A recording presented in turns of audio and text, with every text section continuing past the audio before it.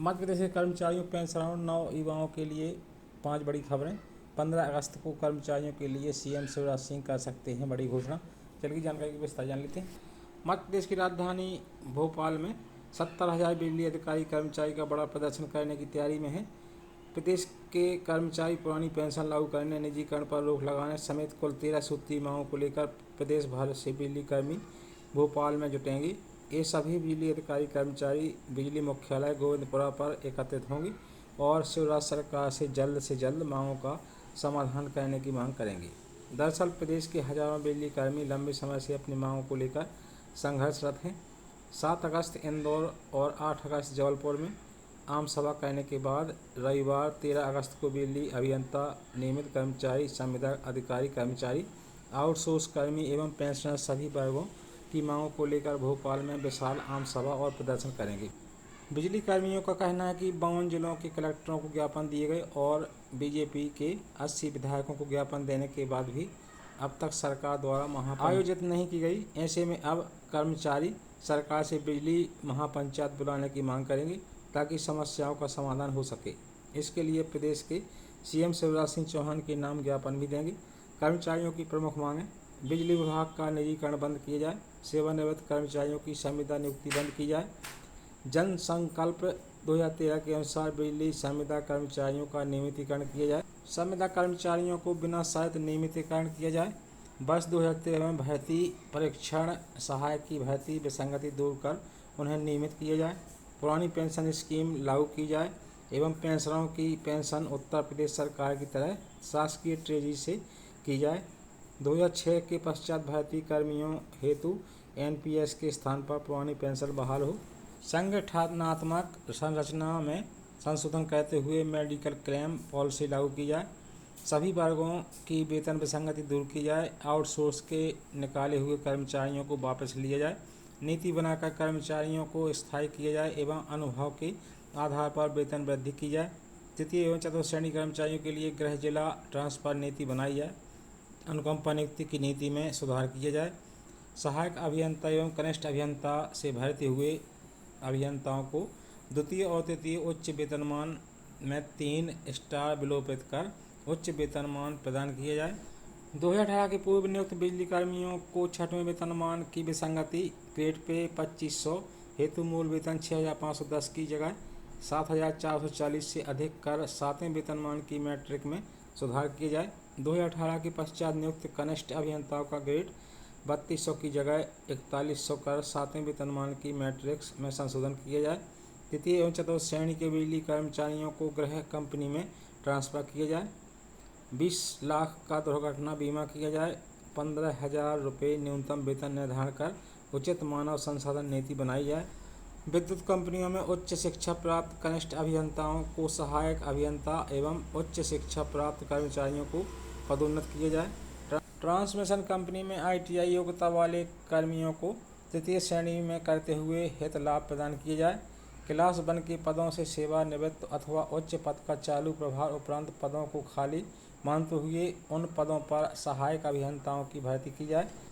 Electricity work protection act लागू की जाए। वर्षों से लंबित संगठनात्मक संरचना का तुरंत निर्धारण कर रिक्त पदों पर नई भर्तियां की जाएं। ऊर्जा विभाग द्वारा समस्त विद्युत कंपनियों को संगठनात्मक संरचना से संबंधित पत्र दिनांक 9 जून 2011 की कंडिका 2 को निरस्त किया जाए।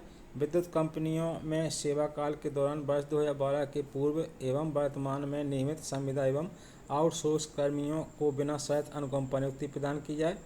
पूर्व क्षेत्र कंपनी में नियमित कर्मियों को मृत्यु पर कार्यालय सहायक के पदों पर संविदा पर नियुक्ति के स्थान पर नियमित पदों पर नियुक्ति दी जाए। सेवानिवृत्त के बाद मिलने वाले सभी लाभ और भत्ते समय पर दिए जाएं। विद्युत पेंशनों की महंगाई भत्ता राज्य सरकार के बराबर हो। वहीं मध्य प्रदेश युवाओं के लिए खुशखबरी है।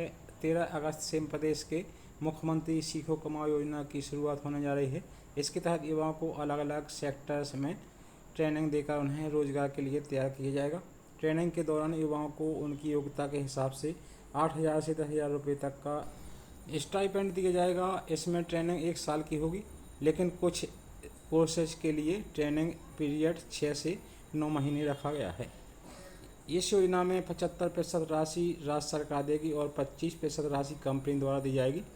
इसमें अब तक 10,368 प्रतिष्ठान कंपनियां पंजीकृत हो गई हैं और इन कंपनियों में 34,000 से अधिक रिक्त पदों पर युवाओं की नियुक्ति की जाएगी। वहीं 8 लाख से ज़्यादा युवाओं के पंजीयन करवाए गए हैं। बता दें कि राज्य की शिवराज सरकार ने 15 अगस्त तक 1 लाख भर्तियों का लक्ष्य रखा है। इसके बाद फिर 50,000 पदों पर भर्तियाँ की जाएंगी। महत्वपूर्ण दस्तावेज पात्रता। मुख्यमंत्री शिव कुमार योजना के आवेदकों को समग्र आईडी, शैक्षणिक योग्यता, डिग्री आदि की आवश्यकता होगी। योजना का लाभ लेने के लिए आवेदक को मध्य प्रदेश का मूल निवासी होना चाहिए। समग्र पोर्टल पर आधार KYC जरूरी है। रजिस्ट्रेशन के लिए मोबाइल नंबर और ईमेल होना जरूरी है। बैंक खाता आधार से लिंक हो और डायरेक्ट बेनिफिट ट्रांसफर इनवॉल्व हो। आयु सीमा मानदेय। योजना का लाभ लेने के लिए आवेदक का मध्य प्रदेश का मूल निवासी होना चाहिए। उसकी उम्र 18 से 29 वर्ष तक होनी चाहिए। न्यूनतम शैक्षणिक योग्यता 12वीं पास, ITI पास, डिप्लोमा पास, स्नातक पास या उच्च शिक्षा पास होना जरूरी है। योजना में मध्य प्रदेश के स्थानीय निवासी 18 से 29 वर्ष के 12वीं या उससे कम कक्षा में उत्तीर्ण युवा को 8,000 रुपये, ITI उत्तीर्ण को 8,500 रुपये, डिप्लोमा उत्तीर्ण को 9,000 रुपये, स्नातक या उच्च शैक्षणिक योग्यता वाले युवाओं को 10,000 रुपये प्रति माह स्टाइपेंड दिया जाएगा। राज्य शासन की ओर से निर्धारित स्टाइपेंड में 75% राशि प्रशिक्षणार्थियों को DBT से भुगतान की जाएगी। संबंधित प्रतिष्ठानों द्वारा निर्धारित न्यूनतम स्टाइपेंड की 25% राशि प्रशिक्षणार्थियों के बैंक खाते में जमा करानी होगी। प्रतिष्ठान अपनी ओर से निर्धारित राशि से अधिक स्टाइपेंड देने के लिए स्वतंत्र होंगे। स्टाइपेंड 1 वर्ष तक दिया जा सकेगा। वहीं मध्य प्रदेश के लाखों छात्रों को जल्द ही बड़ा तोहफा मिलने वाला है। 17 अगस्त से 23 अगस्त के बीच उनके खाते में राशि ट्रांसफ़र की जाएगी। प्रदेश सरकार द्वारा इसके लिए तैयारी पूरी कर ली गई है।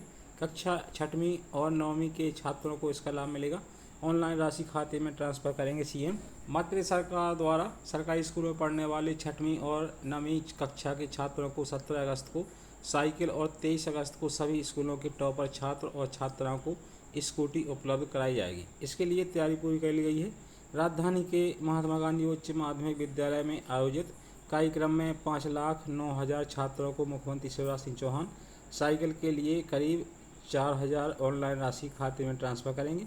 इसके अलावा 7,800 छात्रों को स्कूटी के लिए भी ऑनलाइन राशि खाते में उपलब्ध कराई जाएगी। सभी जिला शिक्षा अधिकारियों को दिशा निर्देश जारी। लोक शिक्षण संचालनालय द्वारा इस संबंध में सभी जिला शिक्षा अधिकारियों को निर्देश दिए गए हैं। वहीं सभी छात्रों के बैंक खाते को भी अपडेट किया जा रहा है। मामले में DPI के अपर संचालक DS कुशवाहा का कहना है कि राजधानी में होने वाले कार्यक्रम में 9,000 छात्रों को बुलाया गया है। साइकिल और स्कूटी के लिए राशि उनके खाते में अंतरित की जाएगी। टॉपर छात्रों के पास स्कूटी के लिए विकल्प।